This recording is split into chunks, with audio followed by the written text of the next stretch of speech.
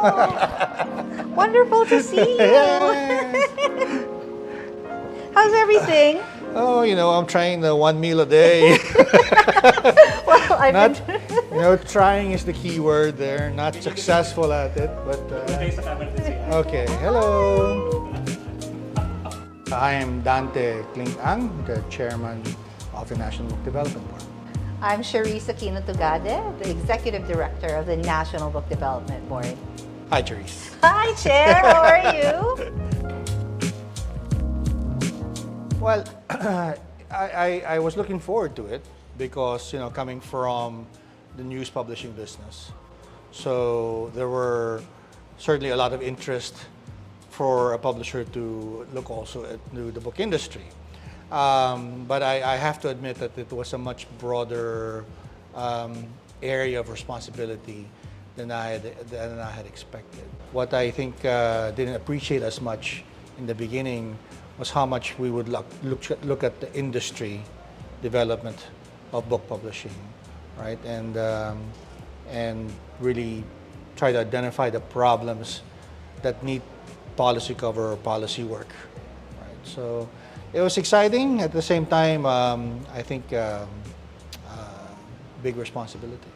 You came from cultural work, Yes. right? And I think, if I'm not mistaken, your background before, you were managing or curating museums. I think you worked with the Museum of Muntinlupa. Yes. Right? So that must have been interesting, transitioning from cultural work to publishing. It's related, but Yes, it's related, but not really. Not really. Yeah. I mean, it's also part of the creative industry, and yes, it was quite exciting when I first started, just kind of learning the landscape and our publishing landscape and looking at kind of where our Filipino authored books are at, and seeing how we can really expand, retail points and ensuring that everyone is reading our own stories. Yeah. So that's something that when I first started, that's something that I looked at. Yeah.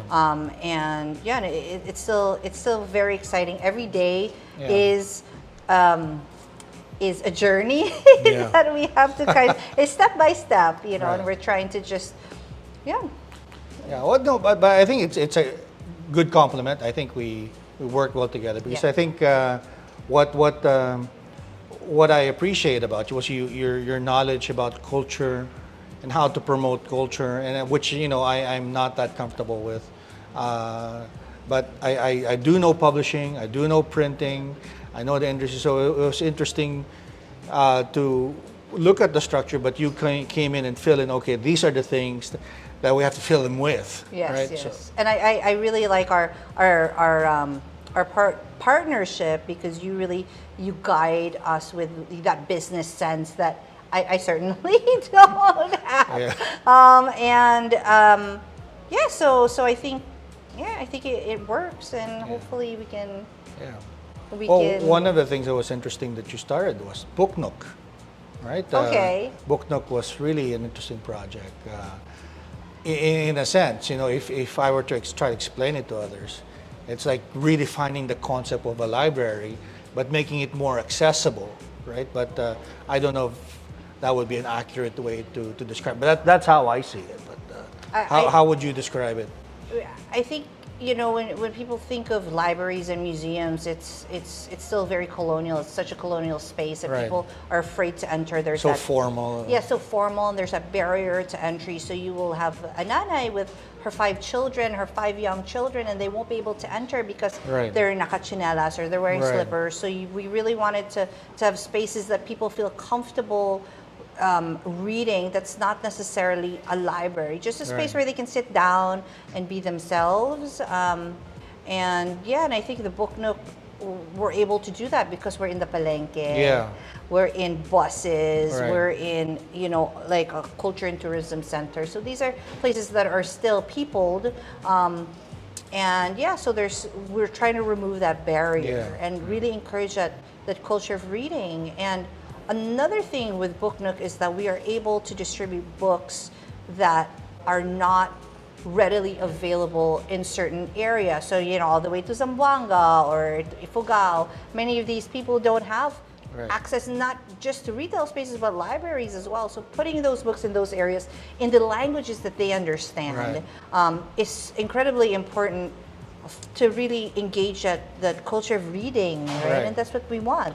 And that's very important. And then from the perspective of industry development, it benefits the publishers because we're essentially promoting their work. And you guys you and the secretary did a good job in making sure that most of the books there, I think more than 90% are Philippine books. Yes, and with your guidance, with your guidance and the board's guidance, and with we are able to do that, and we are able to really push these institutional sales because the pandemic has really affected the industry. Many closed down. The shift from the brick and mortar to online was difficult. Remember that first year in 2020? The pandemic, yeah. So I think now people understand more how to navigate that landscape, but that pushing that sales and ensuring that if someone has a 1,000 print run for the next year, if they could do 2,000, right? Yeah. With the help of NBDB and with the help of other organizations as well. Right, and that's where the good compliment. I mean, that's where the compliment comes in. It's one thing to promote reading, right? But if you don't have a viable industry with publishers producing work, we don't have anything to read. Maybe other than what foreigners bring into the Philippines. And as you said, it's good to read our own stories, and we have many of them. We do, and it's.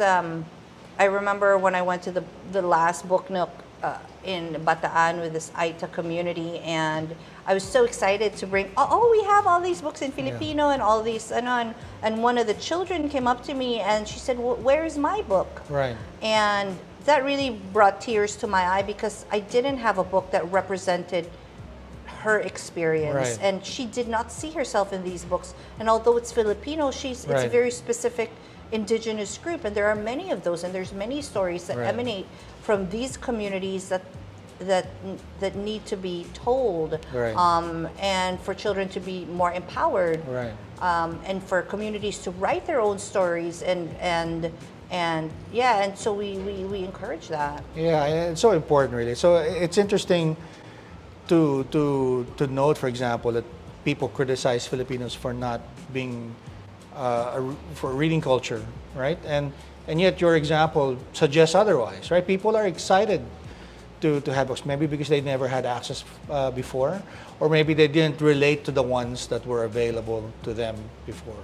Yes. Right? So I mean, it's important that you get books from all around the world, but if their experience is always the little blonde girl in winter with a bear, it's totally unlike our own experience where we don't have a bear and we don't have winter. So it's important that these stories are pushed kind of to the forefront. And really we need to stop othering ourselves and our stories and just Yeah, and it's interesting, in the past year, 2021, we started work on trying to position books as an export product. Right, and you've been very busy.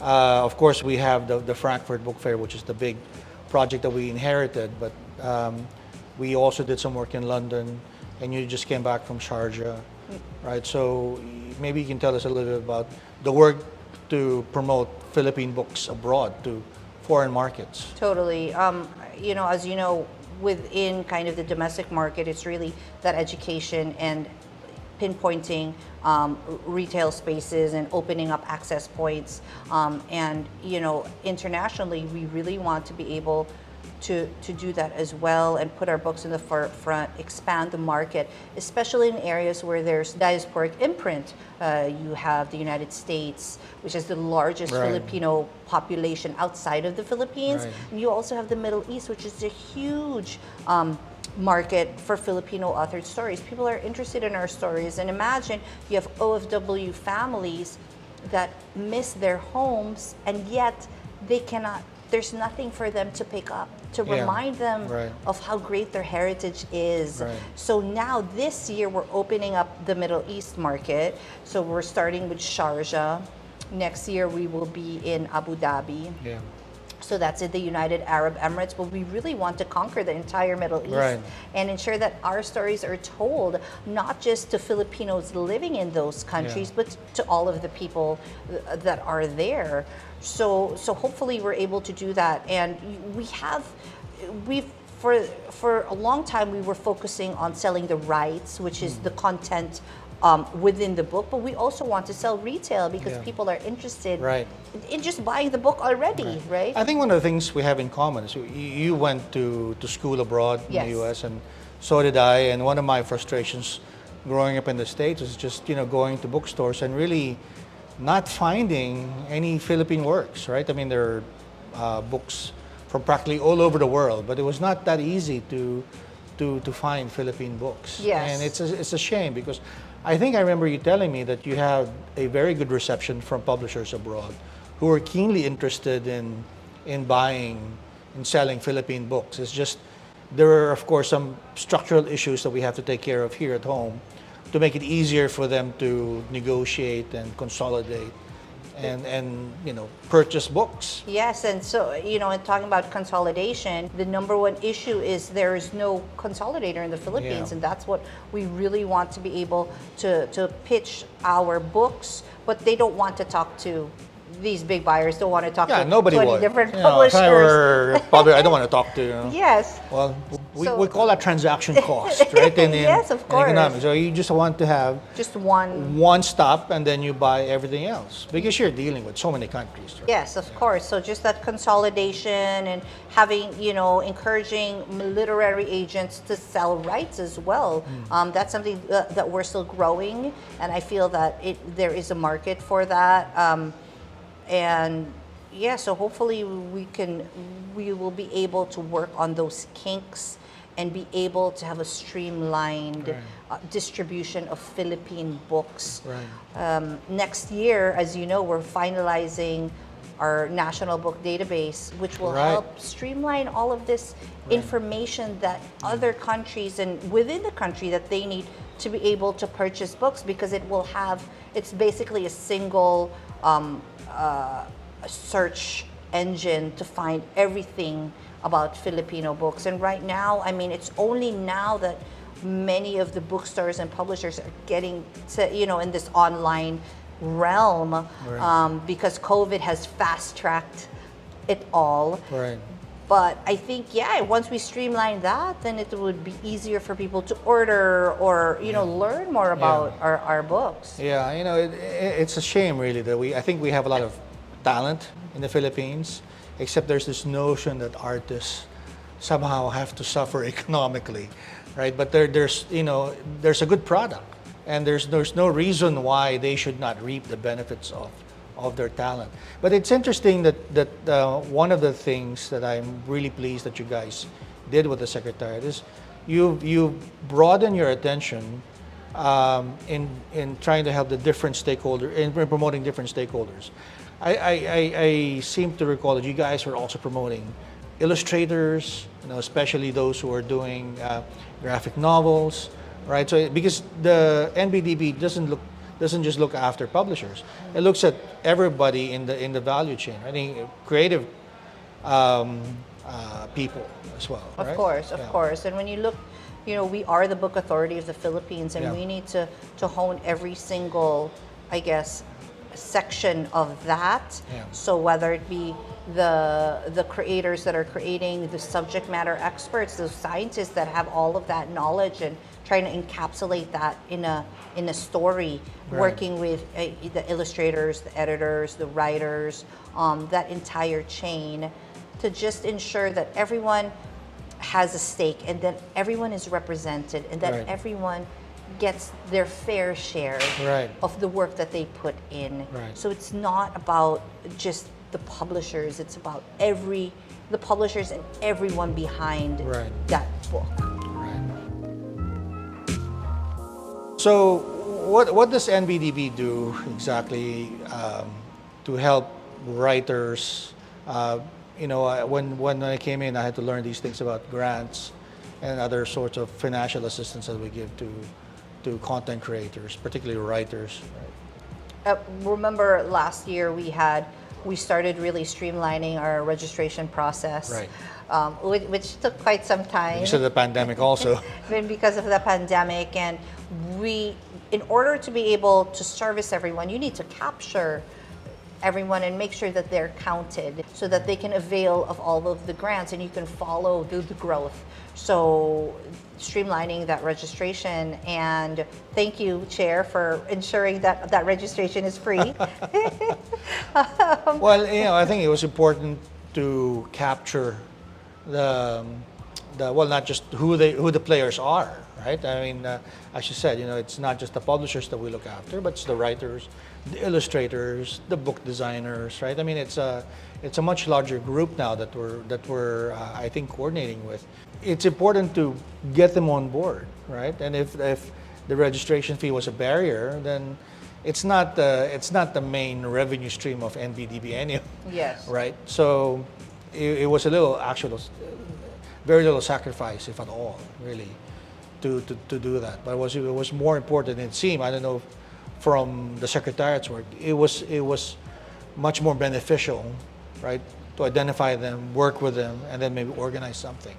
Yes, so now that we have that registration from, I think, 500 and now it's up to 2,500. It's a big jump. It's a huge jump, and we have a better capture of who we need to serve. So Right. with that, we develop new grants and programs, as you know, from the last year that we want to continue on. So one of it is the subsidies that we provide. So the subsidies would include the Great Trade Book Offset, where we provide independent publishers with a subsidy for the discounts that they provide to the consumer. Right. So let's say they're at, they give a 50% discount to the consumer, then we pay for that discount. So they earn all of that revenue.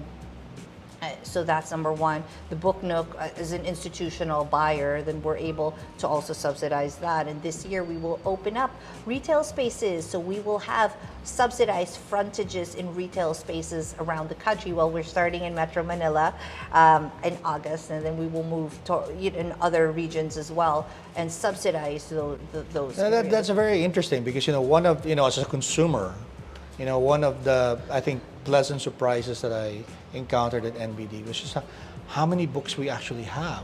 Except, it's a bit frustrating looking for them in the retail space, right? You go to your corner bookstore, and some of these really are difficult to find. It's really sad, because we have good books out there. We do, Yeah. and you've told me this several times, Yeah. Charisse. I saw the book on Facebook, but where? Yeah, we can I were purchase? sharing it on Facebook, but I can't find where we buy it.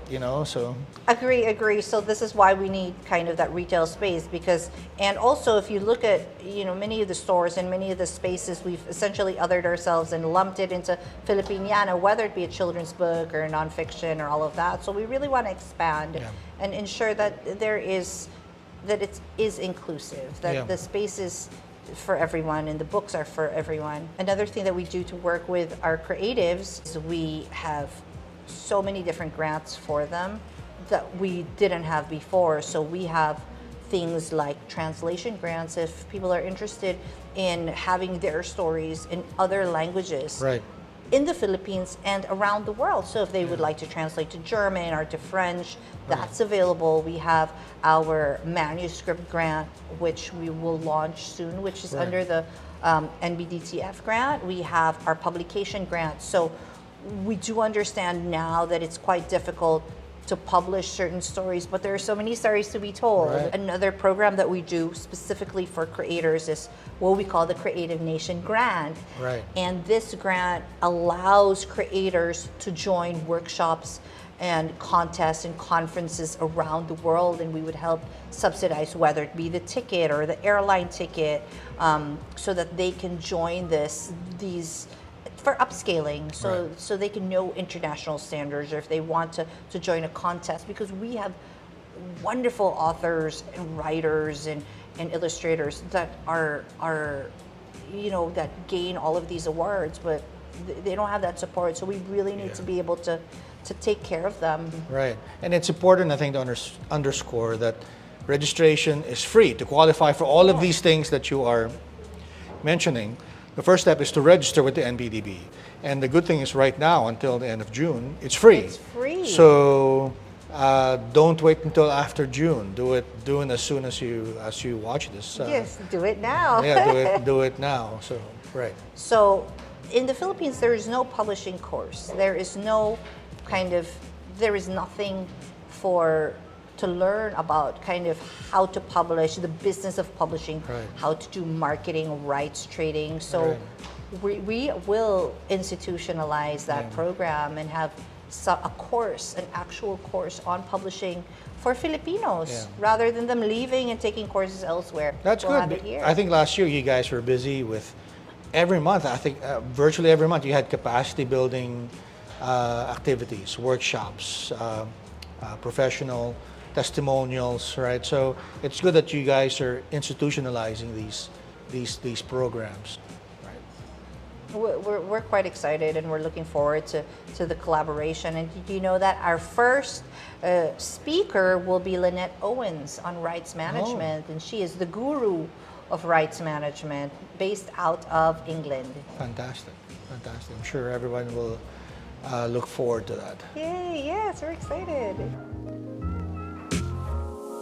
Well, I think it's important really for the country to have a strong and robust publishing industry. Publishing, I think, would qualify to be part of the manufacturing sector. So in terms of value added, in terms of economic contribution, anything in manufacturing really would be superior to others, right? So in that sense, it's very important. And as we've been saying, we have good stories, right? It just I think what we lack is really some developmental aspects, right, of the industry, and that's where I think our work also has to focus on now that we have the 19th Congress starting in July, to maybe help our policymakers introduce things that will be beneficial to the development of the book publishing industry, right? I think we have to help lay the groundwork so that these publishers can take off and sell their books here and abroad, right? And we see other countries like Korea, for instance, turning their creative work into Hollywood films that win accolades, and I think Filipinos could be equally competitive.